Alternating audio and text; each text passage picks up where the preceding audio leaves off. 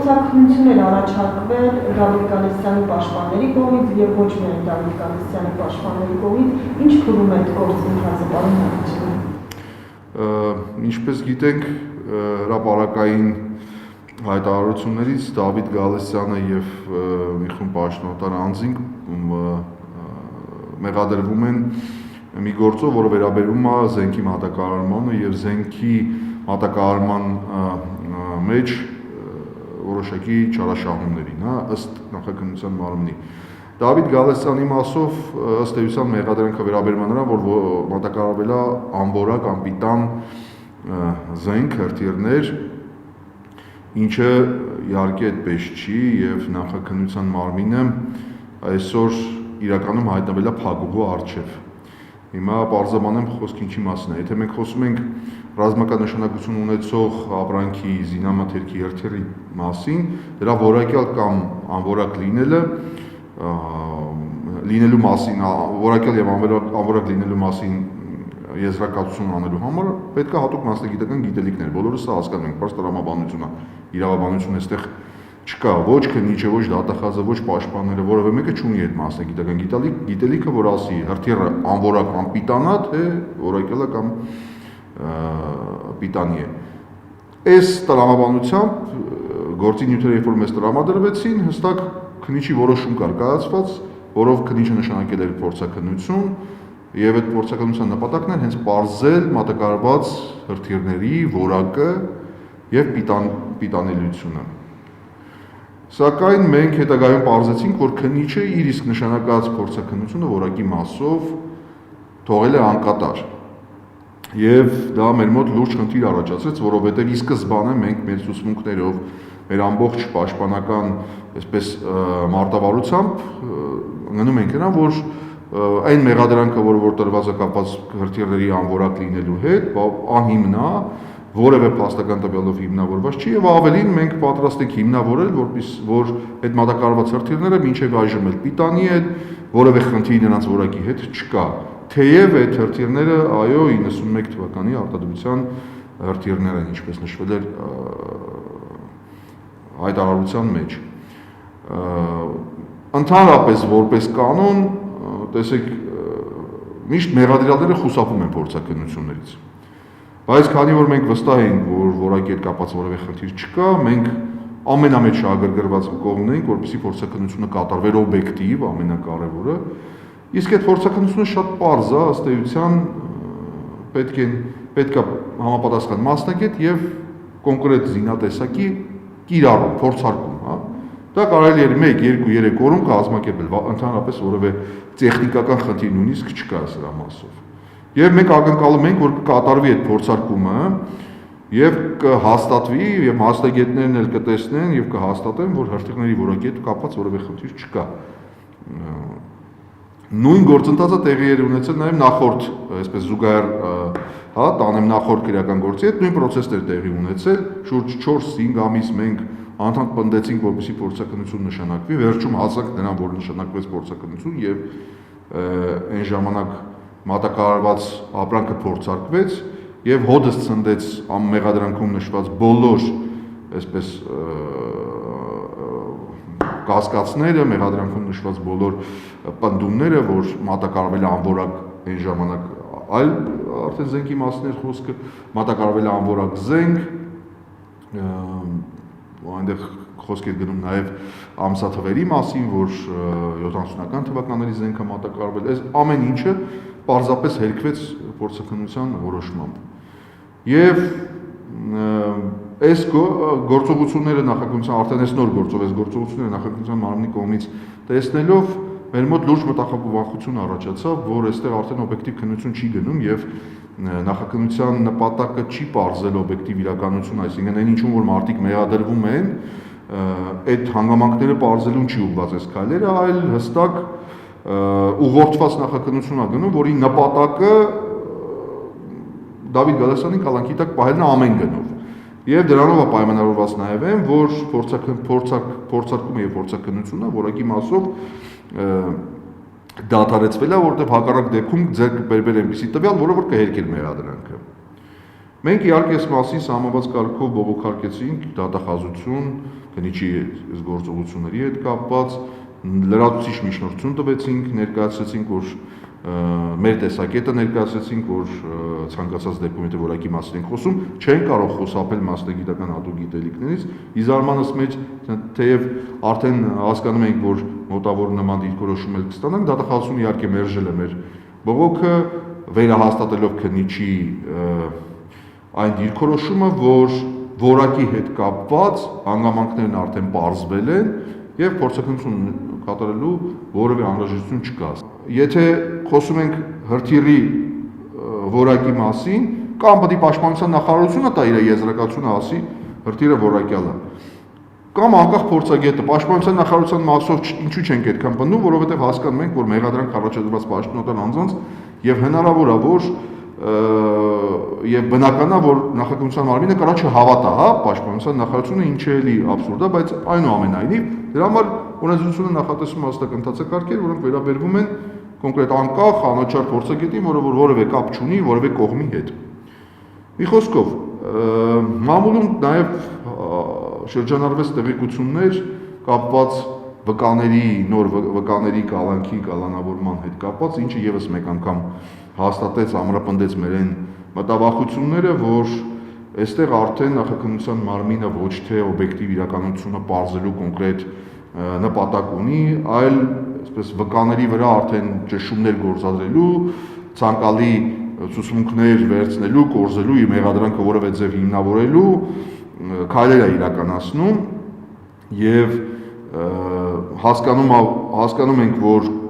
փորձակնությունից հրաժարվելով, այս միջնորդությունները մերժելով, վկաներին կալանավորելով, ընդ որում այստեղ շատ կարևոր է, որ մեզ տրամադրված նյութերում այդ վկաները ում որ կալանավորել են, բավականին օբյեկտիվ մեր գնահատմամբ ցուցմունքներ են տվել եւ այդ ցուցմունքները համենայն դեպս չեն հաստատում մեղադրանքում նշված որևէ պնդում։ Այսինքն մեր մոտ կարող է ձևավորվել այնպիսի տպավորություն օբյեկտիվորեն, որ այժմ նախաքննության մարմինը անցել է բոլոր այն վկաներին, ովքեր որ չեն տվել նախաքննության համար ցանկալի ցուցմունք, ցանկացած գնով, այդ թվում նաև իրենց ազատությունը ապօրինի սահմանափակելու եղանակով ստանան են ցուցմունքները եւ հեսա ժամկետները մոտենում էին, արդեն 2 ամիսը լրանում է եւ կարծում եմ, որ կալանքի ժամկետը երկարացնելու միջնորդություն կներկայացնի քննիչը դատարան եւ այդ միջնորդության տրամաբանության մեջ կփորձի հիմնավորել, որ այս պահին եւս արկա է Դավիթ Գալստյանին կալանքի տակ պահելու անհրաժեշտությունը։ Սա է ամբողջ իրականությունը, մենք էլի ես ուզում եմ, որ այսպես հստակ ասեմ, որ այն ամեն ինչը որ մենք այսպես հրապարակային հայտարարում եւ ասում ենք, դրանք զուտ հայտարարություններ չեն։ Իրականում դրանք փաստեր են, որոնց մենք գնահատական ենք տալիս։ Այն կողմից նշված բոլոր այս փաստերը ցանկացած մարդու, ցանկացած օբյեկտիվ, հա, մտածող մարդու մոտ առաջացնում է այդ նույն մտավախությունը, այսինքն մենք իրականում այստեղ խնդիր ունենք օբյեկտիվ քննության եւ թե ինչն է պատճառը, որն են շարժառիթները, որ նախաքննության մարմինը այսպեսի գործելավոճ է որդեգրել, դա երևի ժամանակը ցույց կտա, արխիվում մենք ունենք դեռևս դատական պաշտպանության ուրեմն հնարավորություն, որից անպայման կօգտվենք, կգնանք առաջ եւ կտեսնենք ժամանակը ինչ ցույց կտա։ Ցավալին է, որ այս ամբողջ ժամանակահատվածում մենք այս ամբողջ ժամանակահատվածում Դավիթ Գալստյանը հայտնվի էլի անազատության մեջ, ինչպես եղավ նաեւ նախորդ գործով։ Այսքանը կարող եմ ասել, եթե հարցեր կա սիրով կպատասխանեմ։ Անկախ փորձագետներ իշխում ունենալու համար, այսինքն միայն դատարանի որոշումն է, դուք չեք կարող ձեր կամքով պատվիրել, այսպես ասած, փորձակնություն։ Տեսեք, այո, մենք միանշանակ մեր կողմից մենք ներգրավել ենք մասնագետներ, փորձագետներ, այդ թվում նաև Եվրոպայից ենք ներգրավել մասնագետներ, այս պահին ունենք արդեն մասնագիտական գրավոր կարծիքներ կապված այս խնդիրների հետ եւ ուղղակիորեն մեր մարտավարությունը այնպեսին է, որ մենք դա կներկայացնենք իհարկե նախաքննության մարմնին, հիմա թարգմանության փուլում ենք գտնվում։ Այստեղ խնդիրը գիտեք ինչու՞մն է, որ այնպես չի, որ պաշտպանական կողմը միջոցներ չի ձեռնարկում, ավելին պաշտպանական կողմը արդեն ունի լուրջ ապացուցողական բազա մեղադրանքը երկող։ Այստեղ խնդիրը հետևյալն է, որպեսզի ապացույցը կամ այդ խնդիրը օբյեկտիվորեն անաչառ, այսպես կարգով բացահայտվի, օրենսդրությունը նախատեսում է հստակ ընթացակարգ։ Ինչի հենց հատուկ փորձաքննությանն ենք մենք ասում եւ ինչու հենց հատուկ քննիչի կողմից նշանակված փորձաքննությունը, որովհետեւ մենք ինչ ապացույց որ ներկայացնենք, ինչ մասնագետի կարծիք որ ներկայացնենք, վերջի վերջո դա պաշտպանական կողմի ներկայացված մասնագիտական կարծիքն է եւ ինչ որ միտեղ նախաքննության մարմինը կարող օբյեկտիվորեն մտածի, որ այս ապացույցի արժանավորության հետ կապված որոշակի խնդիրներ կան, ասենք օրինակ պատվիրատու է հանդիսանում պաշտպանական կողմը կամ չգիտեմ մասնագետին վճարել է դրա համար եւ այլն, օբյեկտիվորեն կարող են նման կարծիք ձևավորվել։ Հենց այդ է ամբողջ պատճառը, որ այսօր պաշտպանական կողմը պնդում է, որ հենց փորձաքննությունը նշանակվի հենց քննիչի կողմից եւ փորձագիտական հիմնարկը իրականացնի այդ փորձաքննությունը։ Մենք ունենք մասնագիտացված պոակներ, փորձագիտական կենտրոններ, որոնցից մեկում արդեն իսկ նշանակված է եղել փորձաքննությունը եւ հետո անկատար է թողնվել։ Մենք հենց այդ ենք ասում ենք, որ դուք նշանակեք հենց անաչառ անկախ մեր հիմնարկներում թող փորձաքննությունը իրականացվի եւ այդ եզրակացության արժանապատվության մասով արդեն որևէ կասկած չի լինի, որովհետեւ եւ փորձագետները եւ փորձագետները ստորագրում են կապկնկեղծ եզրակացություն տալու համար եւ այդ դատավարական ընթացակարգը պահպանվում է, այսինքն ձեր բերված փորձագիտական եզրակացությունը դա կլիներ, կարող էր այս գործով հանդիսանալ այն միակ արժանահավատ, վստահելի փաստաթուղթը, մասնագիտական կարծիքը, որը կպատասխաներ ամենակարևոր հարցին, որակյալ են, անպիտան են այս հրթիռները, թե չէ։ Հենց անտրամաբանությունը նախաքննության մարմնի գործողությունների դրանով ենք մենք պայմանավորում, որ կա հստակ ընթացակարգ, որից հրաժարվել է նախաքննության մարմինը։ Ես այդտեղ մի տարբերակ եմ տեսնում, թեև չեմ կարծում, որ այդպես է, բայց այ նախաքննության մարմինը եթե հրաժարվում է իր պնդումից, որ անորակ է հրթիռը եւ պիտանի չի, թող հայտարարի մեղադրանքի ծավալ փոխի, վերջի վերջո հստակեցնի պաշտպանական կողմի համար, որ այո, մենք հրթիռի որակի հետ կապված խնդիր չենք տեսնում, այլ ուրիշ տեղ ենք տեսնում խնդիր, հետևաբար այս հանցագործությունը ըստ էության տեղի ունեցել։ Այսինքն նույնիսկ սա չեն ասում իրենք։ Իրենք ասում են, որ անհրաժեշտություն չկա եւ որևէ պատճառաբանություն եւ հիմնավորում չեն ներկայացնում, դրանով իսկ նաեւ պաշտպանական կողմի մոտ խնդիր է առաջանում, իրավաբանության մեջ կա զենքերի հավասարության սկզբունք եւ այլն, այսինքն պաշտպանական կողմը այսօր չգիտի ինչից պաշտպանվի։ Դատախազությունը եւ քննիչը հայտարարում են, որ որակի հետ կապված հանգամանքները այլևս իրենց չի հետաքրքրում, էական չի եւ այլ ապացույցներով այդ հանգամանքը պարզվել է, բայց պարզվել է ինչ, արդյոք այդ հրթիռները անորակ են, այսինքն նախաքննության մարմինը որևէ այլ ապացույցով հաստատել է այդ անորակ լինելը, թե հակառակը հաստատել է, որ այդ որակի հետ կապված որևէ խնդիր չունեն։ Նույնիսկ այս հանգամանքը այս պահին բացահայտված չի եւ այս միտումը, որ մենք տեսնում ենք, զուտ այս գործողությունների տրամաբանությունը հիմք է տալիս ենթադրելու, որ մենք իրավական պրոցեսների հետ գործ չունենք։ Ինչ որ պետք է այդ արվում է, հա, այսպես եթե անենք։ Եթե պետք է որ Դավիթ Գալստյանը մնա կալանքի տակ, ամեն գնով դա արվում է, այլ օրենքի տարին, սկզբունքների որևէ բանի ուշադրություն չի դարձվում։ Մեր ամբողջ խնդիրը իհարկե մենք sense կարանք անverջ վիճենք նախաքննության մարմնի հետ եւ այլն, ես ուզում եմ դատախազությանը անդրադառնալ, դատախազության դերին ընդհանրապես նախաքննության ընթացքում, չէ որ ինքն վերջի վերջո հսկողություն իրականացնում օրինականության նկատմամբ նախաքննության եւ մենք նաեւ դատախազություն բողոք ներկայացնելով հույս ունենք, որ դատախազությունը ինքը կտեսնի այս ամեն ինչը, որ այս ամեն ինչը տեղի է ունենում ակնհայտ կոպիտ խախտումներով, բայց ցավոք սրտի դատախազությունը մերժեց մեր բողոքները, այստեղ արդեն երկրորդ խնդիրը մենք խնդիր ունենք արդեն դատարաններում այս ամեն ինչը քննարկելու եւ անկեղծ ասեմ իմ անձնական կարծիքը հետեւյալն է, որ մենք այտենց մեծ ակնկալիքներ չպետք է ունենանք դատարանում, ինչպես գիտեք, արդեն ստեղծվել է նոր դատարան, որոնք լսելու են այս միջդատական վարույթի գործերը եւ ենթադրում են, որ եթե կլինեն երկարացման միջնորդություն, ապա քննելու են այլ դատավորներ, նոր նշանակված դատավորները։ Ես իհարկե չեմ ուզում որևէ դատարանի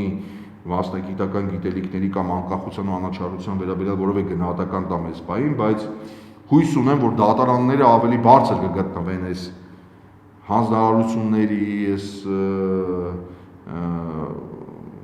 այս ոչ իրավաչափ նպատակներից եւ իրականում անկախ ու անաչառ դատավարություն կիրականացնեն, գնահատական կտան բոլոր այն փաստարկներին, որը որ պաշտպանական կողմն է ներկայացնում եւ պատճառաբանված որոշումներ կկայացնեն։ Մեր հույսը դա է։ Մենք ներգրավել ենք Եվրոպայից հայտնի մի մասնագետի, ով մեծ փորձ ունի զինամթերքի արտադրության մեջ եւ մեծ փորձ ունի նաեւ զինամթերքների արկովաճառքների մեջ եւ փորձագետին առաջադրել ենք հիմնականում այն բոլոր հարցերը, որոնք որ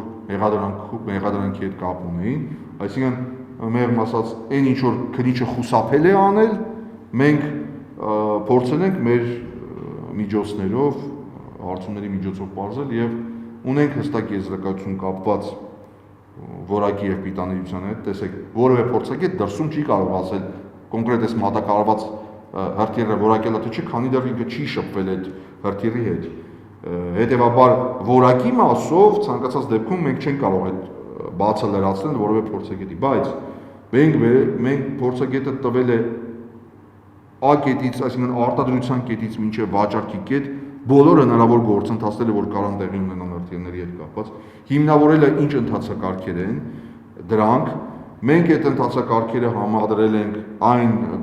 գործերի հետ, որոնք որ կան, այսինքն արդյոք պաշտպանության նախարարությունում եւ այս ամեն ինչը պահպանված է ճիշտ արվել թե չէ, եւ արդյունքում եկել ենք այն եզրահանգման, որ որևէ խնդիր չի կարող այստեղ լինել, խոսքը վերաբերում է ժամկետանց հրթիռների մասին, այդտեղ միանշանակ բացառվում է, զուտ այստեղ կարող ենք ասել, որ հատուկ մասնագիտական գիտելիքի բացակայությունը կարող մենակ իմ կհանդիսանա այսպիսի պրիմիտիվ հայտարարություն անելու ժամկետների հետ կապված։ Մենք դրանում համոզվել ենք նախորդ գործով, հայտարարեցին իլուր աշխարհի, որ 70-ական թվականների զենք է, մինչդեռ մասնագետները հիմնավորեցին, որ այդ 70 թիվը, որ դուք տեսել եք, դա ժողովուրդ չի կարելի համարել դա արտադրության թիվ։ Դա ընդհանրապես ուրիշ թիվ է։ Դուք պրոստը տենց կարող ցանկացած թիվ վերցնեք, ասեք այս արտադրության։ Մոտորապես այս նույն իրավիճակն էլ այս դեպքում է, երբ որ ասում են ժամկետանց է այդ հրթիռները եւ այլն եւ այլն։ Փորձագետները նաեւ խոսքը գնում նաեւ կրկնակի ավել գնով վաճառքի մասին, այդ մասով նույնպես կան հստակ ուրեմն եզրահանգումներ, որով հստակ նշվում է, որ այդ ժամանակահատվածում հրթիռները բավականին դեֆիցիտ են եղել եւ դրանց գինը այնչի ինչ որ նախագահության մարմինը այսօր պնդում է եւ դրա մասով կան հստակ ապացույցներ, որոնք որ կարող ենք ներկայացնել։ Ընդ որում մեր փորձագետը պատրաստ է գալ նույնիսկ Հայաստան, պատրաստ է մասնակցել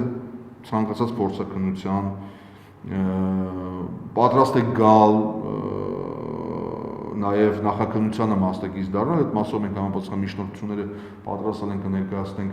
նախաքննության մարմին, բայց հաշվի առնելով էլի զուգահեռ տալու նախորդ գործով ունենք 2-3 մասնագետ դրսից, միջնորդությունը տվեցինք, նախաքննության մարմինը մերժեց։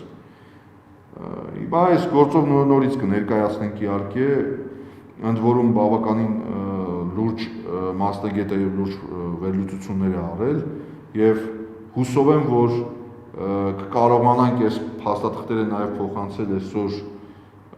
իրականացվող մեկ այլ փորձաքննությանը, որը որակի հետ կապ չունի եւ փորձենք նաեւ այդտեղ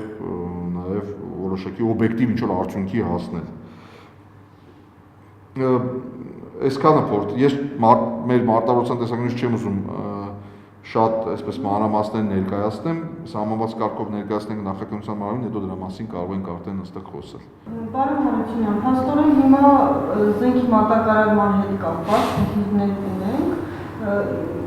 ըստ դրանից ուզում են եւ բանակը եւ նախարարությունը, որտեղ նախապես ծրագրավորված ոչ պայմանագրերն է կարողանում կատարվել, ոչ էլ դրված պլանները սպառազինության հետ կապված բանակի համալրման։ Ինչու պաշտպանության նախարարությունը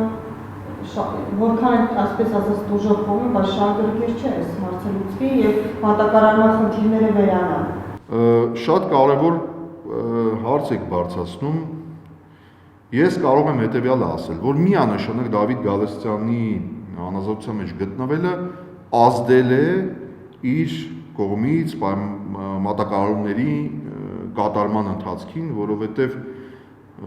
ոչ բոլորն են պատկերացնում, թե ինչ է զենքի մատակարարումը եւ ինչ նյուանսներ ու ինչ բարդությունների հետ է դա կապված։ Ցանկացած դեպքում պետք է հասկանանք, որ որևէ անձ, եթե զբաղվում է զենքի մատակարարումով, գտնվելով արգելանքի տակ, չի կարող իրականացնել լիարժեքորեն իր պարտականությունները այդ մասով, որովհետև հազար ու մի խնդիրներ կա, որոնք որ պետք է կարգավորել հատկապես լոգիստիկայի մասով։ Հիմա այն որ ակնհայտ է, որ այս անազատության մեջ գտնվելու փաստը ազդելու է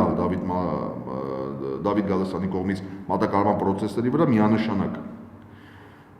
Մեզ հետաքրքիր է ընդհանրապես նաև պաշտպանության նախարարության դիրքորոշումը այս հարցում եւ այդ ուղղությամբ մենք քայլեր ձեռնարկել ենք։ Վերջի վերջո մեր խոսքը վերաբերվում է մի մատակարարման մասին, որը տեղի է ունեցել Դավիթ Գալստյանի կազմակերպության, եւ պաշտպանության նախարարության միջեւ։ Մատակարարել ենք, ստացել են, ընդունել են։ Եվ երբ որ այս խնդիրները առաջացավ, մենք պաշտպանության նախարարությանը այդ ընկերությունը սահմանված կարգով ներկայացրեց դիմում առաջարկ կապված պայմանագրի հետ, ես մանրամասները այս բանին չեմ ուզում ասել, բայց տրամաբանությունը հետեւյալն էր, որ մատակարարել ենք, ընդունել եք, հիմա երբեք որակի հետ կապված որևէ խնդիր չեք առաջացրել, հիմա կան կալանավորված մարդիկ եւ այլն, այսինքն որակի խնդիր է ինչ-որ միտեղ բարձրացվում, ձեր դիրքորոշումը հայտնեք, պայմանագրով հստակ ընթացակարգեր կա սահմանված նման դեպքերում, ինչ իրավունքներ ունի պաշտպանության նախարարությունը, ինչ իրավունքներ ունի որպես պատվիրատու եւ ինչ պարտականություններ ունի որպես մատակարար Դավիթ Գալստյանի ընկերությունը եւ ասել ենք, որ այս պայմանագրային կարգավորման շրջանակներում ձեր դիրքորոշումը հայտնեք։ Տեսականորեն օրինակ կարող եք հրաժարվել ապրանքից, օրինակ ասեք ապրանքի հետ ենք տալիս, ձեր վճարած ռեստիտուցիա արեք, ձեր վճարած գումարը ընդ որում ստեղ գումարել չի վճարվել, դա հարցի երկրորդ կողմն է, բայց էական չէ, այսինքն այդ պարտավորությունները վերականգնեք, փոխեք ապրանքը, չգիտեմ, եւ այլն, այսինքն որոշ տրամաբանական կարգավորումներ, որոնք որ պայմանագրային դաշտում կան, եւ անկեղծ ասած սպասում ենք պաշտպանության նախարարության արձագանքին այդ մասով, մեզ համար էլ է շատ հետաքրքիր, որովհետեւ կոպիտ ասած այն մատի ու մատանու պատմությունն է դառնում, այսինքն հարաբերությունները ծագել են պաշտպանության նախարարության, պետության իդեմս պաշտպանության նախարարության եւ մատակարարի միջեւ, ըստ էության խնդիրներ չի արձանագրվել բոլոր փաստաթղթերով, նյութերով, հստակ ակնհայտ կարելի է ասել, որ պաշտպանության նախարարության դիրքորոշումը չի եղել բացասական այս մասով, այսինքն շատ լավ պաշտպանության նախարարությունը ժամանակին իմացել է, ինչ հրթիռներ են, որ թվականի են եւ սահմանված կարգով ընդունվել, այսինքն այս ամբողջ փաստաթղթային բազան առկա է, որևէ խնդիր այդ ընթացքում չի առաջացրել, ընդ որում շատ կարևոր մի հանգամանք, որը էլի այսպես զուտ ինֆորմացիայի ներկայացման խնդիր է, պաշտպանության նախարարությունը միշտ ասել է, որ առկա է եղել պահանջարկ եւ այդ պահանջարկը մինչ օրս էլ կա, այսինքն հայտարարության մեջ նշվել է, որ պահանջարկ չունի այդ ապրանքը, կախված պատերազմում կիրառման մասին ապատեղեկատվություններ տարածվել, որ չի կիրառվել, բայց պաշտպանության նախարարությունը իր պաշտոնական բոլոր փաստաթղթերում հակառակի մասին է խոսացել, որ լավ էլ կիրառվել է, որովհետեւ խնդիր չի եղել։ Այսինքն այս հանգամանքները, որոնք որ կան, պաշտպանության նախարարության դիրքորոշումը մեր համար ըստ էության պարզ է, բայց որպեսզի ավելի ամփոփենք, որպես մատակարար կողմ նաև այդ խնդիրն ենք բարձրացրել։ Վերջի վերջո պետք է նաև պաշտպանության նախարարությունը այս մասով որոշակի դիրքորոշում հայտնի, դիրքորոշում պետք է հայտնի նաև մատակարարումների մասով, վերջի վերջո կան պայմանագրեր, որոնք իհարկե կնքված են համապատասխան կազմակերպությունների հետ, բայց բոլորի համար էլ գաղտնիք չի, որ այդ կազմակերպությունների տնօրենը եւ այդ կազմակերպություններում, այսինքն հենց ասենք աշխատանքի ամբողջ պատասխանատվությունը ֆիզիկական հենց Դավիթ Գալստյանի վրա եւ Դավիթ Գալստյանը այդ ամեն ինչը կանոնակարգում իրականացնում եւ այս գործողությունների արդյունքում խնդիր կա մատակարարումների մասով։ Այսինքն եթե հենց դա է պատճառը նաեւ որ Դավիթ Գալստյանը իր հայտարարությունում հատուկ նշեց, որ օբյեկտիվորեն կարելի է ենթադրել, որ խնդիր է դրված Դավիթ Գալստյանին այս մատակարարման զենքի մատակարարման բիզնեսից որևէ կերպ հեռացնել, հանել, չգիտեմ, ամեն կերպ որևէ ձև խոչընդոտներ առաջացնել, որպեսզի Դավիթ Գալստյանը չկարողանա իր մատակարարումները կատարի, որովհետև դրա տրամաբանական հաջորդ քայլը պետքա լինի արդեն համապատասխան պահանջներ ներկայացնել ընկերությունների նկատմամբ, օրինակ ունեք պայմանագիր, չեք մատակարարել, չգիտեմ, դուժեր տուգանքներ եմ կիրառում ձեր նկատմամբ եւ այլն, այսինքն հնարավոր բոլոր մեխանիզմները կարելի է օգտագործել, որպեսզի Դավիթ Գալստյանին այս շուկայից հանել։ Եվ այս մտավախությունը Դավիթ Գալստյանն ունի եւ անձամբ իր հայտարարությամբ հանդես է եկել։ Հիմա սպասենք դեպքերի զարգացումներին, տեսնենք նման գործելավոճ կլինի թե չէ, իսկ եթե նման գործելավոճ լինի, ուրեմն արդեն հասկանալի կլինի, թե ինչ գործողությունները եւ որն է պաշտպանության նախարարության նաեւ այսպես դիրքորոշումը այս հարցում, հա։ Իմ խորին համոզմամբ պաշտպանության նախարարությունը որևէ խնդիր չունի այս մատակարարումների հետ կապված։ Խնդիրը այսօր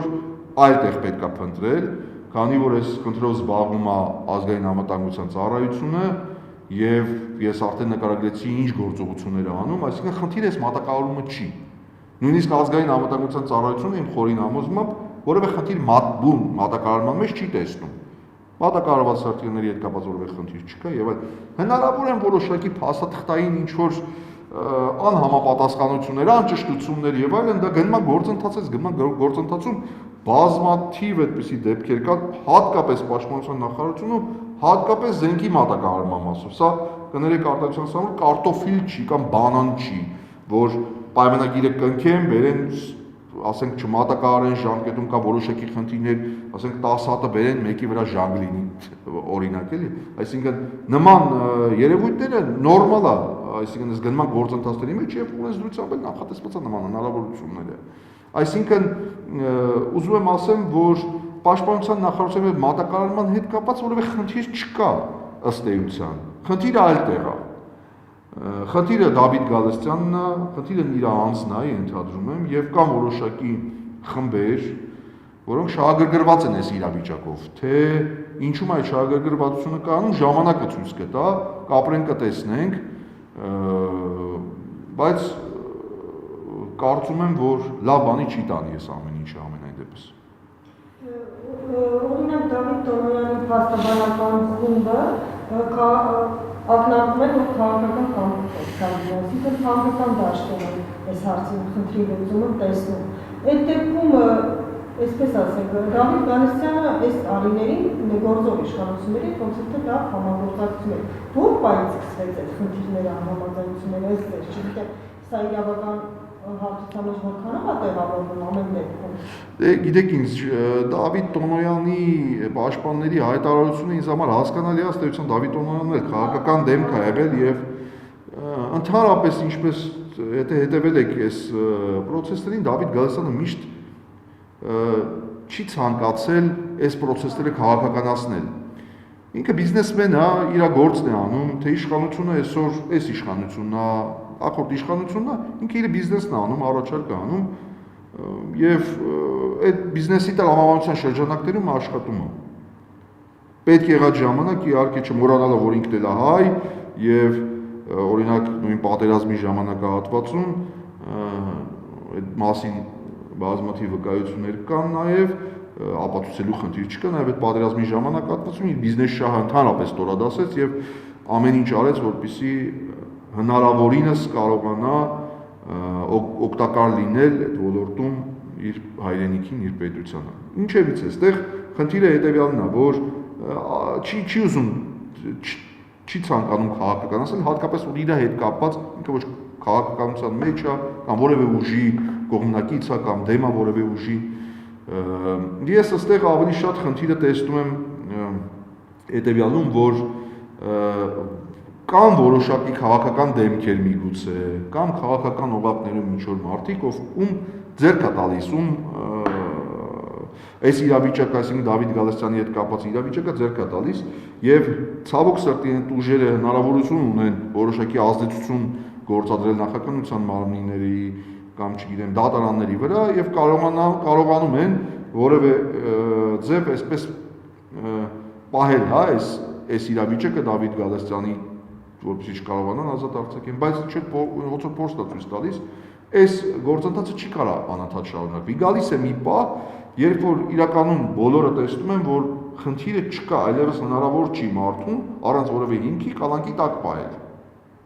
Եվ դատարանները կայացնում են արդեն օբյեկտիվ որոշումներ, ինչպես եղավ նախորդ գործով, հույս ունեմ նաև այս գործով նույնպես կլինի, այսինքն ես ավելի շատ հակված չեմ սա դիտել որպես քաղաքական գործ եւ քաղաքական բանտարկյալ առավել եւս այդ տերմինը չեմ ուզի օգտագործեմ, բայց այն, որ պետք է քաղաքական կամք, որպեսզի օբյեկտիվ գործի քննություն իրականացվի, դա միանշանակ ես համամիտ եմ, այսինքն պետք է հստակ հսկողություն իրականացվի նախաքննության մարմնի նկատմամբ եւ ապահովի այդ օբյեկտիվությունը, որովհետեւ միայն այդ օբյեկտիվ քննության արդյունքում կարելի է պարզել օբյեկտիվ իրականությունը։ Ես հասկանում եմ նաև, որ այն հայտարարությունը, որը որ ԱԱԾ-ն հրապարակեց, այդ չճշտված տեղեկությունները հերքելը բավականին դժվար է նույն ԱԱԾ-ի կողմից, բայց ինձ ավելի շատ անհանգստացնում է, թե ինչու է այդ տեղեկությունները այդ կարգի հրապարակվել, այսինքն չճշտված, ոչ հավաստի տեղեկություններ են հրապարակվել, դա է ինձ ավելի շատ անհանգստացնում։ Եվ մտավախություն ունենք, որ հենց այս ամեն ինչ ինչ-որ մի խաղի մի մաս է եւ այստեղ օբյեկտիվություն ընդհանրապես չկա, ինչ որ պետք է այդ հայտարարում են, այսինքն հանրության մեջ կարան շատ հանգիստ այս հայտարարությունները գեներացնի բավականին բացասական վերաբերմունք, առավել եւս մեր հանրության, որը որ այս պահին ծայրահեղ անտարբեր վիճակում է գտնվում ոչ միայն այս, այլ ընդհանրապես իրավական process-ների հետ կապված, այսինքն այս պայմաններում ես կարծում եմ, որ շատ կարևոր է, որ այդ օբյեկտիվ հսկողության, այդ լիազորությունը կամ այդ կամքը լինի, հատկապես դատախազության մոտ, որովհետև այս փուլում շատ կարևոր է նաև դատախազության դերը։ Հաշվի առնելով, որ պատերազմի հանգամանքները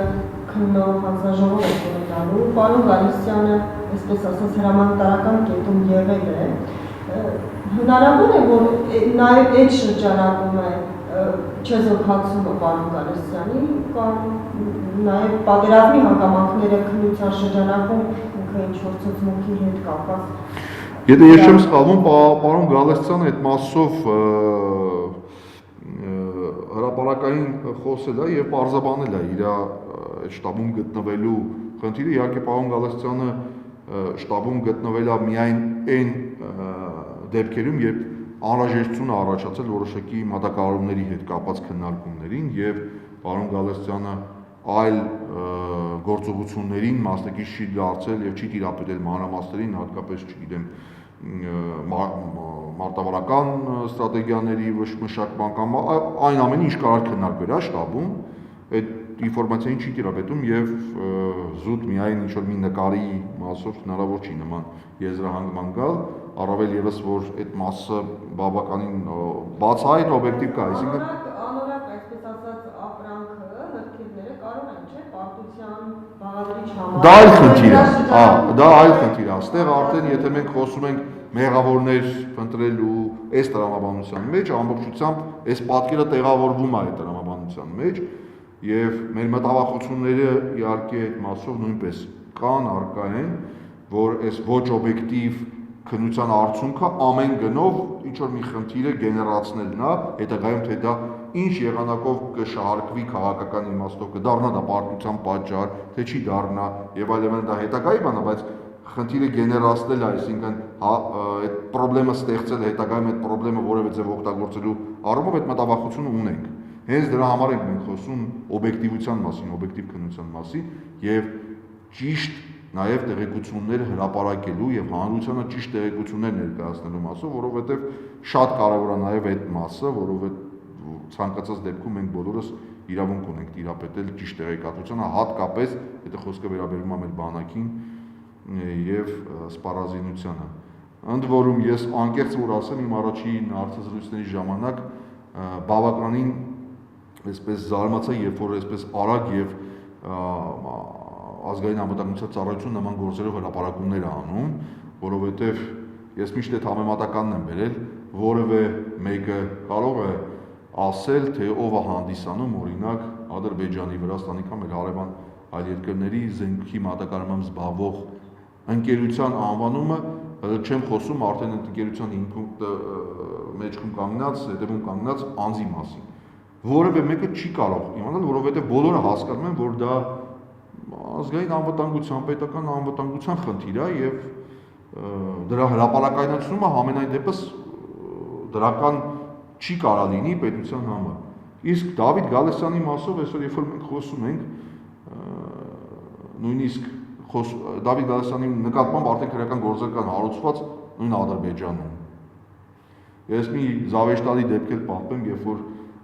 նիստերի ժամանակ մենք խոսում ենք Դավիթ Գալստյանի կալանավորման հիմքերի մասին եւ քննիչները ներկայացնում, որ հնարավոր է նաեւ որ խուսափի նախաքննության մարմնից եւ փախուստի դիմի, Դավիթ Գալստյանը մի հետաքրքիր միտք է հայտնում, ասում է, եթե ես Հայաստանի Հանրապետությունից դուրս գամ, ինձ այնտեղ անհապեր սպասում է Ադրբեջանի Հանրապետությունը ձեր այսպես թեթև գրճով, այսինքն իմ նկատմամբ կան քրեական գործեր հարուցված եւ ամեն գնով Ադրբեջանը ցանկանում է ինձ որևէ ձև վնաս հասցնի կամ կալանավորի, դրա համար որևէ ջանք չի խնայ։ Այսինքն նույնիսկ այս պայմաններում ես տեղ չունեմ փախչելու, այսինքն Հայաստանի Հանրապետությունից ինչի պետք է փախչեմ, եթե գիտեմ, որ Հայաստանի Հանրապետությունից դուրս գամ, նույնիսկ իմ կյանքին հնարավոր է որոշակի վտանգ սպառնա։ Այսինքն այս աբսուրդը նույնիսկ այս մակարդակի է, երբ որ մենք դատարաններում քննարկում ենք եւ այս հարցերի մասին խոսում ենք, բոլորի համար ակնհայտ է ըստ էության, թե ինչ իրավիճակում ենք մենք եւ ինչ իրական վտանգներ կա Դավիթ Գալստյանի գործի տրամաբանության կամ քալանքի տրամաբանության մեջ եւ այդ վտանգները որ չկա, նվազագույնն է դա միանշանակ է։ Բայց ինձ համար շատ ցավալի է, որ այսօր Դավիթ Գալստյան մենք խոսում ենք sense հրապարակային Դավիթ Գալստյանի մասին, Դավիթ Գալստյանի գործի մասին, զենքի մատակարարման մասին, այն էլ այսպես ոչ օբյեկտիվ տեղեկությունների հրապարակային տեղեկությունների պայմաններում, ինչը իմ խորին համոզմամբ իհարկե որևէ օգուտ մեր պետությանը, մեր ազգային անվտանգությունը չի բերում։